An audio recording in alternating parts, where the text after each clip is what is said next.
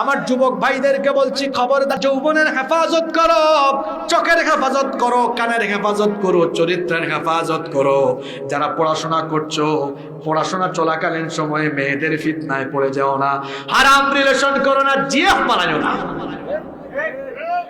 কয় হুজুর এটা আমার জাস্ট ফ্রেন্ড, আজকে ফ্রেন্ড কালকে হয়ে যাবে গার্লফ্রেন্ড, পরের দিন অন্য কিছু হয়ে যেতে পারে। সুতরাং ফিতনা থেকে বেঁচে থাকো। দুনিয়াতে নারীর ফিতনা আর টাকা, এই দুইটা জিনিসের অপব্যবহার মানুষকে নষ্ট করে ফেলে।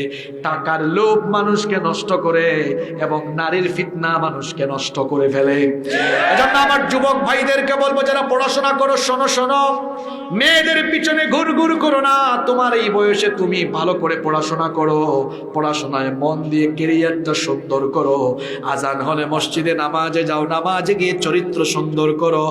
তোমার ক্যারিয়ার আর তোমার চরিত্র যদি ভালো হয়, মেয়ের পিছনে ঘুরঘুর করা লাগবে না।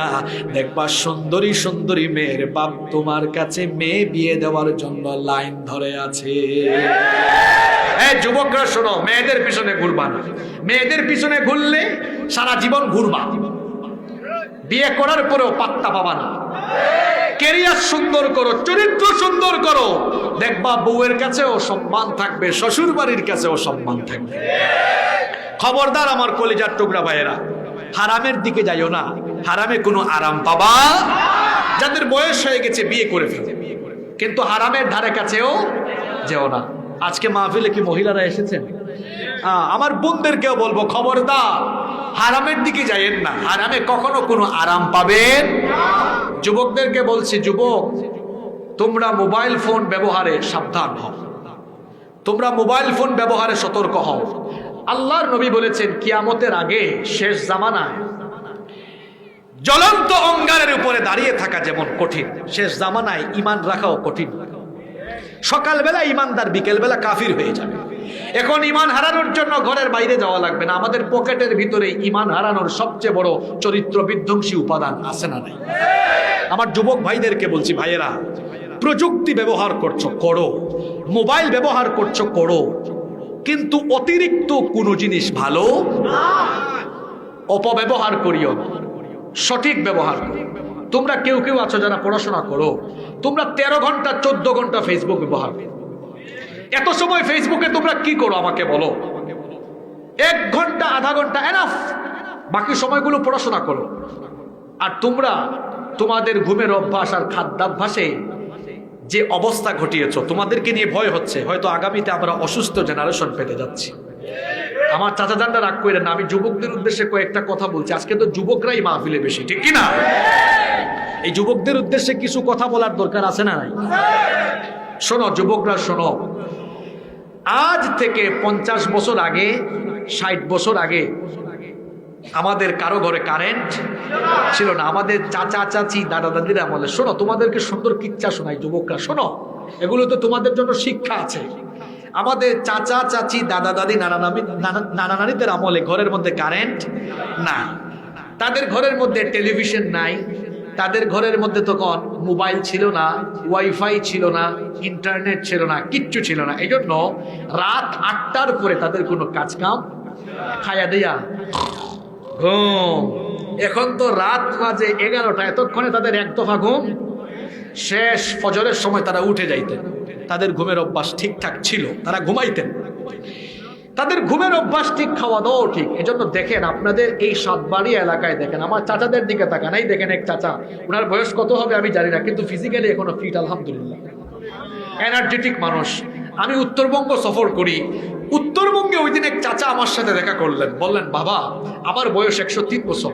উনার এনার্জি দেখে আমি অবাক, 103 বছর বয়সে এখনো স্ট্রংলি হাঁটেন, খাওয়া দাওয়া কথাবার্তা সব ঠিকঠাক, আলহামদুলিল্লাহ। যুবকরা তোমাদেরকে বলছি, শোনো ভাইয়েরা, ছাত্ররা শোনো, দেখো তারা ঠিক মতো ঘুমাইছেন, খাওয়া দাওয়ার অভ্যাস, ঘুমের অভ্যাস, জীবনে একটা সুন্দর রুটিন ছিল। আমাদের জন্ম মৃত্যু আল্লাহর কাছ থেকে ফিক্সড করা আছে, কিন্তু অসুস্থ হয়ে বেঁচে থাকার চেয়ে সুস্থভাবে বেঁচে আল্লাহর কাছে চলে যাওয়া, এটা সুন্দর, এটা ভালো। তারা ঘুমের অভ্যাস, খাদ্যাভ্যাস ঠিক রেখেছেন, ফিজিক্যালি ফিট আছেন। সুস্থতা অসুস্থতার মালিক যদিও আল্লাহ, কিন্তু আপনাকে সচেতন থাকার দরকার আছে না নাই? আল্লাহ তো কোরআনেই বলেছেন, ওয়ালা তুলকু বিআইদিকুম ইলা তাহলুকা, নিজেকে নিজে ধ্বংসের দিকে নিয়ে যাইও। দেখো তারা ঘুমায় যাইত, তাদের ঘরে কিচ্ছু ছিল। এখন আমাদের ঘরে কি আছে যুবকরা চিন্তা করো। আমাদের ঘরে এখন কারেন্ট আছে, মোবাইল আছে, wifi, internet, computer, laptop, tablet, iPad, everything সব আছে। এজন্য রাত 2টা-3টা পর্যন্ত আমাদেরও জেগে থাকার অভ্যাস হইয়া কি হইছে, কি পরিণতি হইছে। ফজরের নামাজ তো আছেই ভাইয়েরা, আরো কিছু জিনিস আছে, সেগুলো বলি আপনাদেরকে। চোখে আঙ্গুল দিয়ে দেখায় কি হইছে। দেখবেন চাচারা, জোয়ান ছেলেরা, আপনারা চোখে দেখেন, জোয়ান ছেলেরা, যুবকরা চোখে দেখে না, ঝাপসা ঝাপসা দেখে। কেন? স্ক্রিনের দিকে তাকাতে তাকাতে তার চোখের পাওয়ার কমে যাচ্ছে, তার মাইগ্রেনে প্রবলেম হচ্ছে, তার চেহারার লাবণ্য চলে যাচ্ছে, তার যৌবন ক্ষয় হয়ে যাচ্ছে, লয় হয়ে যাচ্ছে। ঘুম হলো মানুষের সুস্থ থাকার সবচেয়ে বড় ঔষধ। রাত দিয়েছেন আল্লাহ ঘুমানোর জন্য, সে রাতে সজাগ থাকে। কিছু যুবক আছে দেখবেন ফজর পর্যন্ত সজাগ আর দুপুর 1টা পর্যন্ত ঘুম। আছে না নাই? এটার কারণে তোমাদের কি ক্ষতি হচ্ছে শোনো যুবক ভাইয়েরা, তোমাদের 30 বছরের চুল পেকে যাচ্ছে, দেখবেন অনেকের চুল পাকতেছে, তোমাদের গাল ভেঙে যাচ্ছে, তোমাদের সৌন্দর্য চেহারার, আরে যুবক বয়সে মানুষের চেহারা সুন্দর থাকবে, স্মার্ট থাকবে, চেহারার যৌবন লাবণ্য হারিয়ে যাচ্ছে, চোখের আলো কমে যাচ্ছে, ফিজিক্যাল এনার্জি কমে যাচ্ছে। কেন হচ্ছে জানো? এই যে রুটিন ঠিক নাই, জীবনে কোনো ব্যালেন্স নাই, খাদ্যাভ্যাস, ঘুমের অভ্যাস ঠিক নাই। ভাইয়েরা, অসুস্থতা থেকে বেঁচে থাকতে হলে আর জীবনকে ধ্বংস থেকে বাঁচাতে হলে এখনো সময় আছে। রাতের বেলা ঠিক মতো ঘুমাও, সবকিছুতে ব্যালেন্স ফিরিয়ে আনো, নইলে আমরা আশঙ্কা করছি আগামী দিনে হয়তো একটা অসুস্থ জেনারেশন আমরা পেতে পারি। আপনারা দেখবেন একটা বাস্তব কথা বলে যায়, কেউ যদি সারা রাত জেগে থাকে, ওই ঘুম পূরণ করার জন্য দিনে যদি 10 ঘন্টাও ঘুমায়, দেখবেন ঘুম ফিল আপ হয় না। আর রাতের বেলা 3-4 ঘন্টার ঘুম এনাফ, ঠিক না? যুবক ভাইদেরকে বলছি, খবরদার, চোখের অপব্যবহার, চরিত্রের অপব্যবহার করো না। এই যে আয়াত আমরা ছিলাম আল্লাহর বিচার পদ্ধতি নিয়ে, চোখ কথা বলবে, কান কথা বলবে, এমনকি শরীরের চামড়া পর্যন্ত কথা বলবে। এজন্য আমাদের সবাইকে দুনিয়ায় থাকাকালীন সতর্ক হওয়ার দরকার আছে না নাই?